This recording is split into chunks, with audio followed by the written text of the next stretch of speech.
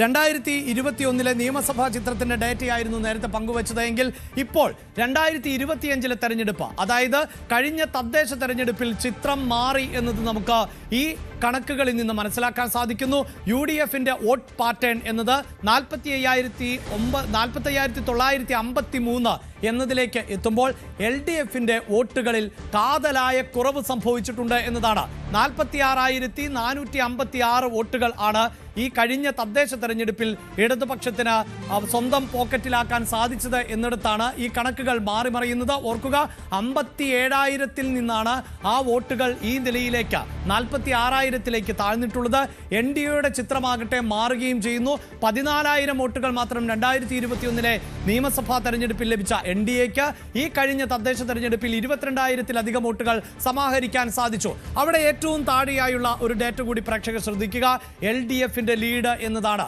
കഴിഞ്ഞ നിയമസഭാ തെരഞ്ഞെടുപ്പിൽ 7,000-ഓളം വോട്ടുകളുടെ ലീഡ് ഉണ്ടായിരുന്ന കുട്ടനാട് തദ്ദേശ തെരഞ്ഞെടുപ്പിന് ശേഷം 503 വോട്ടുകളുടെ ലീഡിലേക്ക് താഴ്ന്നു എന്നതാണ് സാഹചര്യം. അപ്പോൾ സ്വാഭാവികമായും അവിടെ UDFന് പ്രതീക്ഷയുണ്ടാകും എന്നത് ഊഹിക്കാവുന്നതേയുള്ളൂ. അതുകൊണ്ട് തന്നെയാണ് UDFനുള്ളിലും ഇപ്പോൾ തർക്കം രൂക്ഷമാകുന്നത്. അതെന്താണ് ആ തർക്കത്തിന്റെ അടിസ്ഥാനം എന്നതാണ്. അവിടെ കേരള കോൺഗ്രസ് ആണ് സ്ഥാനാർത്ഥിയെ മത്സരിപ്പിക്കുന്നത് എങ്കിൽ ഇത്തവണ അവിടെ കോൺഗ്രസ് ആ സീറ്റ് ഏറ്റെടുക്കണമെന്നും അങ്ങനെ ഒരു മത്സരത്തിന് കളമൊരുക്കണം എന്നതുമാണ് ഇപ്പോഴത്തെ വിവരം. അവിടെ കഴിഞ്ഞ ദിവസം ന്യൂസ് 18 അബു ജോൺ നൽകിയ ഒരു അഭിമുഖം ഉണ്ടായിരുന്നു. ആ അഭിമുഖത്തിൽ കുട്ടനാടടക്കം വിട്ടുകൊടുക്കില്ല എന്ന് അദ്ദേഹം ആവർത്തിച്ചു പറഞ്ഞു. അതൊരിക്കൽ കൂടി ഒന്ന് പ്രേക്ഷകർക്ക് കേൾക്കാം. നിങ്ങൾക്കിപ്പോൾ 10 സീറ്റുകളാണ് മത്സരിക്കുവാനുള്ളത്. അപ്പോൾ ഈ മധ്യ തിരുവിതാംകൂറിൽ നിങ്ങൾ ഇത്തവണ കരുത്ത് തെളിയിച്ച സ്ഥിതിക്ക് അതിനേക്കാൾ കൂടുതൽ സീറ്റുകൾ നിങ്ങൾക്ക് ആവശ്യപ്പെടാവുന്നതല്ലേ? അത് ഞാൻ പറയേണ്ട കാര്യമല്ല. അത് പാർട്ടിയിലെ എന്ന് പറയുന്നത് പ്രമുഖരായ നേതാക്കന്മാരെ മുകളിലുണ്ട്. അതൊന്നും ഞാൻ പറയേണ്ട കാര്യമല്ല. പക്ഷേ ഞാൻ പറയുകയാണ്, ഒരു മുന്നണിയുടെ ശക്തി എന്ന് പറയുന്നത് ആ മുന്നണിയുടെ ഘടക കക്ഷികളുടെ ശക്തിയാണ്. അപ്പം ഒരു കോൺഗ്രസ് നമ്മൾ ആലോചിക്കേണ്ട ഒരു കാര്യം, ജോസ് കെ മാണി വിഭാഗം അങ്ങോട്ട് പോയപ്പം കഴിഞ്ഞ പ്രാവശ്യം അവർക്ക് 13 സീറ്റുകൾ കൊടുത്തു. നമ്മുടെ കുറ്റ്യാടി ഉൾപ്പെടെ അവിടെ എന്തോ ഒരു പ്രാദേശിക വിഷയം വന്നപ്പോഴത്തേക്ക് പ്രാദേശിക വിഷയം അത് മാറ്റിയിട്ട് 12 സീറ്റുകൾ കൊടുത്തു. അതാണ് രാഷ്ട്രീയം എന്ന് പറയുന്നത്. ഘടക കക്ഷികളെ പ്രോത്സാഹിപ്പിച്ചുകൊണ്ട് അതിനകത്ത് ഞാൻ പബ്ലിക്കായിട്ട് പറയുന്നതിൽ എന്താ പറയുക വിഷമതകളുണ്ട്. പല ഫാക്ടേഴ്സും നമ്മൾ ഉൾക്കൊണ്ടുകൊണ്ട് നമ്മൾ മുന്നോട്ട് പോയി കഴിഞ്ഞാൽ അടുത്ത പ്രാവശ്യം ഐക്യജനാധിപത്യ മുന്നണി അധികാരത്തിൽ വരും. അത് 80 സീറ്റായിരിക്കുമോ 100 ആയിരിക്കുമോ എന്നുള്ളത് ആ മുന്നണിയുടെ നേതൃത്വത്തിൻ്റെ ഈ 10 തന്നെ നിങ്ങളുടെ 10 കുറയ്ക്കുവാനുള്ള ഒരു ശ്രമം നടക്കുന്നുണ്ടോ എന്നൊരു സംശയം. ഇപ്പോൾ നിങ്ങൾക്ക് ശക്തി കുറയുന്ന മണ്ഡലങ്ങൾ എന്ന് വിലയിരുത്തലുണ്ട്. ശക്തി കുറഞ്ഞ നിങ്ങൾക്ക് മത്സരിച്ച് ജയിക്കുവാൻ കഴിയുന്നില്ല, തിരുവല്ലയിൽ മത്സരിച്ച് ജയിക്കുവാൻ കഴിയുന്നില്ല, കോതമംഗലത്ത് കഴിയുന്നില്ല. ഇതൊക്കെ ഒരു പ്രശ്നമായിട്ടുണ്ട്. അതുപോലെ തന്നെ ഇടുക്കിയിൽ 93 സീറ്റ്, ഞാൻ പറയുന്നത് 93 സീറ്റ് മത്സരിച്ച കോൺഗ്രസിന് 22 സീറ്റല്ലേ ജയിച്ചുള്ളൂ. ഏതാണ്ട് 20%. നമ്മൾ 10 സീറ്റ് മത്സരിച്ച് 2 പേര് ജയിച്ചു, 20%. അപ്പോൾ കോൺഗ്രസിനെ നിർത്തി സ്ഥാനാർത്ഥികളെ മത്സരിപ്പിച്ച സീറ്റ് വിട്ടുകൊടുത്ത് കേരള കോൺഗ്രസിന് കൊടുക്കണമെന്ന് പറയുമോ? അതൊക്കെ ഈ ഇലക്ഷൻ സമയത്തുള്ള കുറേ ആളുകളുടെ കുറേ നറേറ്റീവ്സ് മാത്രം കണ്ടാൽ മതി. 10 സീറ്റ് എന്നുള്ളത് കേരള കോൺഗ്രസ് മത്സരിച്ചിരിക്കും. അത് ഇന്ന് രാവിലെ മോഹൻ ജോസഫ് പറഞ്ഞിട്ടുണ്ട്, പാർട്ടി ചെയർമാനും അത് പറഞ്ഞിട്ടുണ്ട്. 10 സീറ്റ് എന്നുള്ളത് കേരള കോൺഗ്രസിന് അവകാശപ്പെട്ട 10 സീറ്റുകളാണ്. 11 വേണമെങ്കിൽ നമുക്ക് ആവശ്യപ്പെടാം. പക്ഷേ നമ്മൾ പറയുന്ന ഇതിനകത്തൊരു ഇനിയൊരു എന്തു പറയുന്നത് ഒരു ആശയക്കുഴപ്പം ഉണ്ടാക്കുവാൻ വേണ്ടി കേരള കോൺഗ്രസ് പാർട്ടിക്ക് ആഗ്രഹമില്ല എന്ന് ഇന്ന് മോഹൻ ജോസഫ് പാർട്ടിയുടെ നേതാവ് ഇന്ന് പറഞ്ഞിട്ടുണ്ട്. പാർട്ടി ചെയർമാൻ ഇത്തവണ മത്സരിക്കുമോ ഇല്ലയോ? അപ്പച്ചനോ? ആ ചോദ്യത്തിന് പോലും പ്രസക്തിയില്ലല്ലോ. ഇന്ന് തൊടുപുഴ എന്ന് പറയുന്ന ഒരു നിയോജക മണ്ഡലം എന്ന് പറയുന്നത് കേരളത്തിന് മൊത്തം ഒരു മാതൃകയാണ്. PJ ജോസഫ് തൊടുപുഴയ്ക്ക് ചെയ്തതുപോലത്തെ ഒരു കാര്യം ഈ കേരളത്തിലെ ഒരു MLA പോലും ഒരു നിയോജക മണ്ഡലത്തിൽ ചെയ്തിട്ടില്ല. അപ്പച്ചനെ കഴിഞ്ഞതിന് മുമ്പത്തെ പ്രാവശ്യം കിട്ടിയ ഭൂരിപക്ഷം എന്ന് പറയുന്നത് കേരളത്തിലെ റെക്കോർഡായിരുന്നു. 45,000 വോട്ടിൻ്റെ ഭൂരിപക്ഷത്തിലാണ് ജയിച്ചത്. ഈ കഴിഞ്ഞ പ്രാവശ്യം അപ്പച്ചൻ മത്സരിച്ചപ്പം അപ്പച്ചൻ കോവിഡ് പിടിച്ചിട്ട് ട്രിവാൻഡ്രത്ത് SIT ഇവിടെ എന്ത് പറയുന്നത് ഇവിടുത്തെ ICUവിൽ 1 മാസം കിടന്നതാണ്. എന്നിട്ടും ശക്തമായ ഇടത് തരംഗത്തിൽ വീട്ടിലിരുന്ന് അപ്പച്ചൻ ജയിച്ചതാണ് 22,000-23,000 വോട്ടിന്.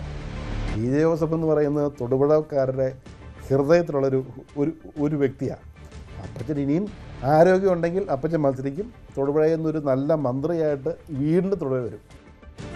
യെസ്, തൊടുപുഴയും ഇടുക്കിയും കുട്ടനാടും ഉൾപ്പെടെ ഏതൊക്കെ സീറ്റുകളാണോ കേരള കോൺഗ്രസിനുള്ളത് അതിൽ എല്ലാം മത്സരിക്കുക തന്നെ ചെയ്യും. 10 സീറ്റിൽ 1 സീറ്റ് പോലും വിട്ടുകൊടുക്കില്ല എന്ന് ഉറപ്പിച്ചു പറയുന്ന പശ്ചാത്തലം ആണ് ഉള്ളത്. അവിടെ ശരണ്യ നേരത്തെ നൽകിയ കണക്കുകൾ പ്രകാരം നമുക്ക് മനസ്സിലാക്കാൻ സാധിക്കും. UDF-നും ഒന്ന് ആഞ്ഞു പിടിച്ചാൽ ഈ കുട്ടനാടിനെ മറച്ചിടാൻ അത്ര ബുദ്ധിമുട്ടൊന്നുമില്ല. അങ്ങനെയെങ്കിൽ തോമസ് കെ തോമസ് പറയുന്നത് പോലെ അല്ല സാഹചര്യം എന്നത്. അവിടെയാണ് കോൺഗ്രസ് തിരിച്ചു വരാൻ ആഗ്രഹിക്കുന്നത്. അതിൽ ചിലരൊക്കെ നേരത്തെ തന്നെ കച്ചകെട്ടി ഇറങ്ങിയിട്ടുണ്ട് കോൺഗ്രസിന് വേണ്ടി എന്നത് നമുക്കറിയാവുന്നതുമാണല്ലോ. പക്ഷേ ഇപ്പോഴത്തെ ഒരു രാഷ്ട്രീയ സാധ്യത എത്രത്തോളമാണ്? UDF-നുള്ളിൽ കോൺഗ്രസിന് ആ മണ്ഡലം തിരിച്ചു എടുത്ത് പോരാട്ടത്തിനിറങ്ങാൻ പറ്റുന്ന ഒരു സാഹചര്യമാണോ ഉള്ളത്?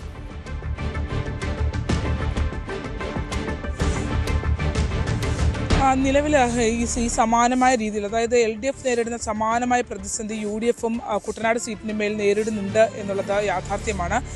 ഇപ്പോൾ കുട്ടനാട് സീറ്റ് കഴിഞ്ഞ തവണ മത്സരിച്ചത് കേരള കോൺഗ്രസിൻ്റെ ജേക്കബ് എബ്രഹാമാണ് മത്സരിച്ചത്. എന്നാൽ ഇത്തവണ അതിലേക്ക് വരുമ്പോൾ PJ ജോസഫ് വിഭാഗത്തിന് തന്നെ റെജി ചെറിയാൻ ആ സീറ്റ് നൽകണം എന്നുള്ള ഒരു ആവശ്യം ഉയർന്നു വരുന്നുണ്ട്. റെജി ചെറിയാൻ്റെ ഒരു പശ്ചാത്തലം പരിശോധിക്കുകയാണെങ്കിൽ അദ്ദേഹം ആലപ്പുഴയിലെ ഒരു പ്രധാനപ്പെട്ട ബിസിനസ്സുകാരനാണ്.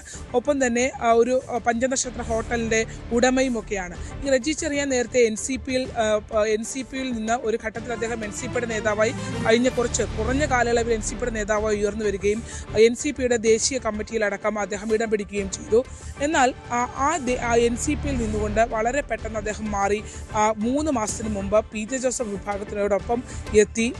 അവിടെ അത് UDF-ലേക്ക് അദ്ദേഹം വരുന്ന ഒരു പശ്ചാത്തലമുണ്ടായി. പിന്നീട് UDF-ന്റെ സ്ഥാനാർത്ഥി എന്നുള്ള രീതിയിൽ വ്യാപകമായ ഒരു പ്രചരണം ഉയർന്നു വരികയും PJ ജോസഫ് വിഭാഗത്തിന്റെ പ്രതിനിധിയായി വരാൻ പോകുന്നത് റെജി ചെറിയാനാണ് എന്നുള്ള അത് ഏറെക്കുറെ അങ്ങനെ തന്നെയാണ് ആ തീരുമാനം ഇപ്പോൾ മുന്നോട്ട് പോയിക്കൊണ്ടിരിക്കുന്നത്. ആ രീതിയിലുള്ള പ്രേക്ഷകർ കാണുന്ന ഈ ദൃശ്യങ്ങളാണ് ശരണ്യ സൂചിപ്പിക്കുന്ന റെജി. ഞാനൊന്ന് ഓർമ്മിപ്പിച്ചു എന്നേ ഉള്ളൂ. ശരണ്യ തുടരാം. അപ്പോൾ റെജി ചെറിയാൻ ഈ രീതിയിൽ ഇടപെടൽ നടത്തുന്നുണ്ട്. അദ്ദേഹം പല ഘട്ടങ്ങളിലായി ഭവന സന്ദർശനങ്ങൾ ഉൾപ്പെടെ നടത്തി പരിപാടികൾ സംഘടിപ്പിച്ച് മുന്നോട്ട് പോകുന്നുണ്ട്. അപ്പോൾ ഇത് കോൺഗ്രസിനുള്ളിൽ വലിയൊരു അതൃപ്തി ഉണ്ടാക്കിയിട്ടുണ്ട്. പ്രത്യേകിച്ച് 2 മുന്നണികളുടെയും LDF-ൻ്റെതാണെങ്കിലും UDF-ൻ്റെതാണെങ്കിലും 2 മുന്നണികളിലെയും പ്രാദേശിക നേതൃത്വങ്ങൾ വലിയ അതൃപ്തിയിലാണ്. ഈ ഇത്തരത്തിലുള്ള കെട്ടിയിറക്കുന്ന സ്ഥാനാർത്ഥികളെ സംബന്ധിച്ച് വലിയ അതൃപ്തി ഉണ്ടാകുന്നുണ്ട്. കാരണം അവരവിടെ ഫേസ് ചെയ്യേണ്ടി വരുന്ന പ്രശ്നങ്ങൾ എന്ന് പറയുന്നത് വികസന പ്രശ്നങ്ങൾ ഉൾപ്പെടെയുള്ള ധാരാളം കാര്യങ്ങൾ നിൽക്കുന്നു. ഇവർക്കാർക്കും വരുന്നവർക്കാർക്കും ഒരു രാഷ്ട്രീയ പശ്ചാത്തലമോ പ്രവർത്തന മികവോ ഉള്ളവരല്ല. അവർ ഈ പറഞ്ഞ പെട്ടെന്ന് ബന്ധുത്വവും മറ്റ് കടപ്പാടുകളെയും പുറത്ത് കയറി വരുന്നു എന്നുള്ളത് യാഥാർത്ഥ്യമാണ്. അപ്പോൾ അങ്ങനെ വരുന്ന അതിൽ സാമ്പത്തികവും വളരെ പ്രധാനമായ ഒരു ഘടകമാണെന്ന് നമുക്ക് പറയാതിരിക്കാൻ കഴിയില്ല. അങ്ങനെ കടന്നു വരുന്ന ആളുകൾ എത്രമാത്രം ആത്മാർത്ഥമായ ഒരു മണ്ഡലത്തിന് വേണ്ടി ഇടപെടൽ നടത്തുന്നുണ്ടെന്നുള്ള ചോദ്യം വളരെ പ്രധാനപ്പെട്ടതാണ്. നേരത്തെ KC ജോസഫ് അടക്കമുള്ള ഇത് ഒരിക്കലും കുട്ടനാട് മണ്ഡലം LDF മണ്ഡലമല്ല, മറിച്ച് KC ജോസഫ് അടക്കമുള്ളവർ നിരന്തരം മത്സരിച്ച് വിജയിച്ചിരുന്ന സ്ഥലമാണ്. ഈ കരുണാകരൻ DIC രൂപീകരിച്ച ഘട്ടത്തിൽ DICയിൽ നിന്ന് ആണ് ഈ തോമസ് ചാണ്ടി മത്സരിക്കുന്നത്. അന്നും UDF-ന്റെ ഭാഗമായാണ് മത്സരിക്കുന്നത്. അങ്ങനെ വിജയങ്ങൾ നമ്മൾ എടുത്തു നോക്കുകയാണെങ്കിൽ UDF-ന് ഏറ്റവും കൂടുതൽ സ്വതന്ത്രന്മാരുൾപ്പെടെ 7 പാർട്ടികൾ ഇതുവരെ അവിടെ മത്സരിച്ചിട്ടുണ്ട്. 7 വ്യത്യസ്ത വിഭാഗങ്ങളിൽ നിന്നുള്ള ആളുകൾ, രാഷ്ട്രീയ പശ്ചാത്തലമുള്ള ആളുകൾ കോൺഗ്രസ് UDF-ന് വേണ്ടി അവിടെ മത്സരിച്ചിട്ടുണ്ട് എന്നുള്ളതാണ്. അപ്പോൾ ഇങ്ങനെ മാറിയുള്ള ഒരു പരീക്ഷണശാലയായി കുട്ടനാട് പോലൊരു സ്ഥലത്തെ എടുക്കുന്നു എന്നുള്ളതാണ്. ആദ്യം കേരള കോൺഗ്രസ് മാണി വിഭാഗത്തിന് കേരള കോൺഗ്രസ് വിഭാഗം ഉണ്ടായിരുന്നു. അത് സ്പ്ലിറ്റായപ്പോൾ മാണി വിഭാഗത്തിൻ്റെ ആളുകളിൽ നിന്ന് മത്സരിച്ചു. പിന്നീട് അത് ജോസഫ് വിഭാഗത്തിലേക്ക് പോയി, ജേക്കബ് വിഭാഗത്തിലേക്ക് പോയി. അങ്ങനെ എല്ലാ ആളുകളും പയറ്റുന്ന ഒരു സ്ഥലമാണ് കുട്ടനാട് എന്നുള്ളത്. അതുകൊണ്ട് തന്നെ ആ സ്ഥലത്തിന് ഒരു അനിശ്ചിതത്വം ആ മണ്ഡലത്തിന് നിലനിൽക്കുന്നു എന്നുള്ളതാണ്. കഴിഞ്ഞ തവണ ജേക്കബ് എബ്രഹാമാണ് മത്സരിച്ചതെങ്കിൽ ഇത്തവണ കേൾക്കുന്ന പേര് അത് അവരുടെ UDF-നുള്ളിൽ വലിയ അതൃപ്തി, UDF-ലല്ല അതിനപ്പുറത്തേക്ക് കോൺഗ്രസിനുള്ളിൽ അത് വലിയ അതൃപ്തി ഉണ്ടാക്കുന്നു എന്നുള്ളതാണ്. അതുകൊണ്ട് ഇപ്പൊ അനിൽ ബോസ് അടക്കമുള്ള ആളുകൾ പരസ്യ പ്രതികരണങ്ങളുമായി രംഗത്ത് വരികയും ചെയ്തിട്ടുണ്ട്. അതായത് ശരണ്യ അനിൽ ബോസിനെ കുറിച്ച് പറഞ്ഞതുകൊണ്ട് തന്നെ അനിൽ ബോസ് അത്തരത്തിൽ കഴിഞ്ഞ ദിവസം ന്യൂസ് 18നോട് പ്രതികരിച്ച ഒരു സാഹചര്യമുണ്ട്. അപ്പോൾ ശരണ്യ പറയുന്നത് പോലെ ഈ റെജി എന്ന സ്ഥാനാർത്ഥിയാണ് കെട്ടിയിറക്കി അല്ലെങ്കിൽ കാശുള്ളവനെ സ്ഥാനാർത്ഥിയായി പ്രതിഷ്ഠിക്കുന്ന ഒരു സാഹചര്യം ഉണ്ടാകരുത് എന്നുകൂടി പറഞ്ഞു വെച്ചിരുന്നു അനിൽ ബോസിന്റെ ആ പ്രതികരണം ഒന്ന് കേൾക്കാം. കോൺഗ്രസ് പാർട്ടിയെ ഡിക്റ്റേറ്റ് ചെയ്യാനുള്ള അധികാരമൊന്നും അപ്പു ജോസഫിന് ആരും കൊടുത്തിട്ടില്ല, ഏതെങ്കിലും ഒരു പാർട്ടിക്ക് കൊടുത്തിട്ടില്ല. അങ്ങനെ പറഞ്ഞിട്ടുണ്ടോ എന്ന് എനിക്ക് അറിയത്തില്ല. പറഞ്ഞിട്ടുണ്ടെങ്കിൽ അത് ശുദ്ധ അസംബന്ധമാണ്. മുന്നണിയിൽ ആര് വരണമെന്ന് തീരുമാനിക്കുന്നത് ഏതെങ്കിലും ഒരു പാർട്ടി ഒറ്റയ്ക്കല്ല. ഒരു പാർട്ടിക്ക് ഒറ്റയ്ക്ക് ഒരാളുടെ വരവിനെ തടയാനും കഴിയില്ല. മുന്നണിയിലേക്ക് വരാൻ സാധ്യതയുള്ള പാർട്ടികൾ വന്നാൽ UDF സ്വീകരിക്കും. അത് UDFന്റെ പ്രഖ്യാപിത നിലപാടാണ്. അതുകൊണ്ട് ആരും ഡിക്റ്റേറ്റ് ചെയ്താലൊന്നും UDF നേതൃത്വം അതിന് വഴങ്ങിയൊന്നും കൊടുക്കില്ല. അതുകൊണ്ട് അത്തരം പരാമർശങ്ങൾ ആരെങ്കിലും നടത്തിയാൽ അത് അംഗീകരിക്കില്ല. UDFന്റെ രാഷ്ട്രീയ സാധ്യതകൾക്ക് പങ്കാളിത്തം നൽകുന്ന ആരെയും ഞങ്ങൾ ഉൾക്കൊള്ളും. യെസ്, അതായത് ജോസ് കെ മാണിയുടെ വരവുമായി ബന്ധപ്പെട്ടായിരുന്നു ഇത്തരത്തിലൊരു പ്രതികരണം നടത്തിയത്. അങ്ങനെ ആരെയും ഉൾക്കൊള്ളാൻ തയ്യാറാകും എന്ന് പറയുമ്പോൾ തന്നെ അവിടെ കൃത്യമായി കോൺഗ്രസിന് മത്സരിക്കണമെന്ന് തോന്നിയാൽ കുട്ടനാട് മത്സരിക്കുക തന്നെ ചെയ്യും എന്നുകൂടിയാണ് അനിൽ ബോസ് പറഞ്ഞു വെച്ചത്. ശരണ്യ,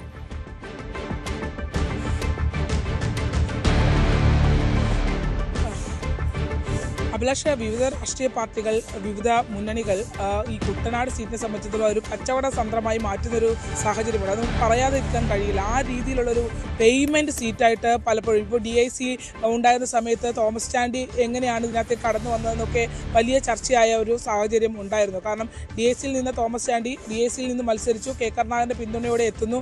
അടുത്ത ടൈം വന്ന് ചാടി നേരെ അടുത്ത ഭരണം മാറും എന്നുള്ള സാഹചര്യം വന്ന ഉടനെ അത് LDFിലേക്ക് ചാടുന്നു. ഇങ്ങനെ മാറി തിരിഞ്ഞും ഉള്ള ഇപ്പം ഡോക്ടർ KC ജോസഫ് ആണെങ്കിൽ അദ്ദേഹം കേരള കോൺഗ്രസിന്റെ ഭാഗമായി നിന്ന് ഇടതുപക്ഷത്തിന്റെയും വലതുപക്ഷത്തിന്റെയും ആളായി മത്സരിച്ച് ജയിച്ചിട്ടുണ്ടെന്നുള്ള അപ്പോൾ ഒരു അനിശ്ചിതത്വമുണ്ട്. ഇത് തുടർച്ചയായി ആളുകൾ മത്സരിക്കുന്ന ആളുകൾ ഭരണത്തിന്റെ സാഹചര്യം അനുസരിച്ച് കമ്മിറ്റ്മെന്റ് ഇല്ലാതെ ചാടി അപ്പുറത്തേക്കും ഇപ്പുറത്തേക്കും പോകുന്നു. ഇതിപ്പോൾ കണ്ട് മനമെടുത്തിട്ടുള്ള ജനങ്ങളാണ് കുട്ടനാട്ടിൽ ഉള്ളത് എന്നുള്ളതാണ്. അങ്ങനെ നോക്കുകയാണെങ്കിൽ അവിടെ ഇത്തവണ തുഷാർ വെള്ളാപ്പള്ളി ഇറക്കി NDA മികച്ചൊരു മത്സരം കാഴ്ചവെക്കാനുള്ള ശ്രമം അവരുടെ ഭാഗത്തു നിന്നും ഉണ്ടാകുന്നുണ്ട്.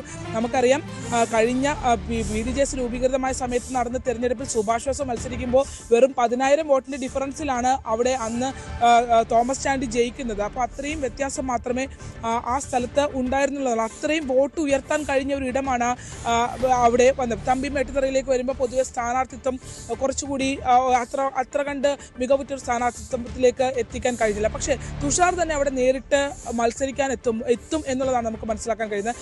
അങ്ങനെ എത്തുമ്പോൾ ഇത് അത്ര ഈസി വോക്ക് ഓവറായി ആർക്കും മാറില്ല എന്നുള്ളതാണ്. കാരണം അവിടെ കൃത്യമായ മത്സരം നടക്കും.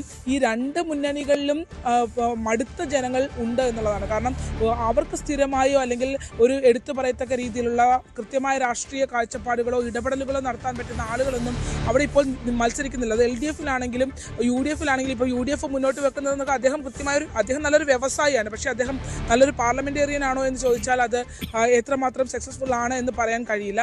അതൊരു വിയോജിപ്പ് ആളുകളുടെ ഭാഗത്ത് നിന്ന് ഉണ്ടാകുന്നുണ്ട് എന്നുള്ളത് കൊണ്ട് കോൺഗ്രസ് ഇത് ഏറ്റെടുക്കണം. അതായത് ഈ സീറ്റ് ഒരു പേയ്മെന്റ് സീറ്റ് എന്നുള്ള സന്ദേശം പുറത്ത് വ്യാപകമായി ഉണ്ടാകുന്നു. അങ്ങനെ കച്ചവടം നടത്താനുള്ളതല്ല, പ്രത്യേകിച്ച് ഒരു വലിയ രാഷ്ട്രീയ പോരാട്ടം നടക്കുന്നു. UDFിനെ സംബന്ധിച്ചിടത്തോളം ഇത് ജീവൻ മരണ പോരാട്ടം തന്നെയാണെന്ന് പറയാം. അങ്ങനെ വരുന്നൊരു ഘട്ടത്തിൽ ഇതൊരു പേയ്മെന്റ് സീറ്റ് ആണ് എന്നുള്ളൊരു പ്രചരണം അത് നാണക്കേടുണ്ടാക്കുന്നതാണ്. അത് ഏറ്റെടുക്കണം എന്നുള്ളൊരു ആവശ്യം ഉന്നയിച്ച് അത് മുന്നോട്ട് പോയിക്കൊണ്ടിരിക്കുകയാണ് ഇപ്പോൾ. യെസ്, എന്തായാലും NCPയിൽ തർക്കം ഉണ്ടോ എന്നതിൽ വലിയ തർക്കങ്ങൾ ഇല്ല എന്ന് തന്നെ പറയാം. പക്ഷേ NCP മത്സരിക്കുന്നതിൽ തർക്കമുണ്ടോ എന്നതിന് തർക്കമുണ്ട് എന്ന് തന്നെയാണ് നമുക്ക് പറയാൻ സാധിക്കുക. ആ മണ്ഡലം CPM ഏറ്റെടുക്കണം എന്ന് ഇടതുപക്ഷത്ത് നിന്ന് അഭിപ്രായമുണ്ടാകുന്നു. മറുഭാഗത്താകട്ടെ കേരള കോൺഗ്രസ് ജോസഫ് വിഭാഗം മത്സരിക്കുന്നതിൽ എതിർപ്പുകളുമായി കോൺഗ്രസിന്റെ ഒരു വിഭാഗം തന്നെ രംഗത്ത് എത്തുന്ന പശ്ചാത്തലം. അതുകൊണ്ട് തന്നെ കുട്ടനാട് ഇത്തവണ ശ്രദ്ധേയമായ ഒരു പോരാട്ടത്തിലേക്ക് തെരഞ്ഞെടുപ്പിന് മുമ്പ് തന്നെ കടക്കുന്ന പശ്ചാത്തലമാണ് ഉള്ളത്. അവിടെ NDAയുടെ സ്ഥാനാർത്ഥിയായി തുഷാർ വെള്ളാപ്പള്ളി തന്നെ എത്തിയേക്കുമെന്ന സൂചനയുമാണ് ശരണ്യ പങ്കുവെക്കുന്നത്. NCP തന്നെ മത്സരിക്കുന്ന മറ്റൊരു പ്രധാനപ്പെട്ട മണ്ഡലമാണ് എലത്തൂരിലും തർക്കമുണ്ട്. കൂടുതൽ വാർത്തകൾക്ക് News 18 Keralam YouTube channel subscribe ചെയ്യുക.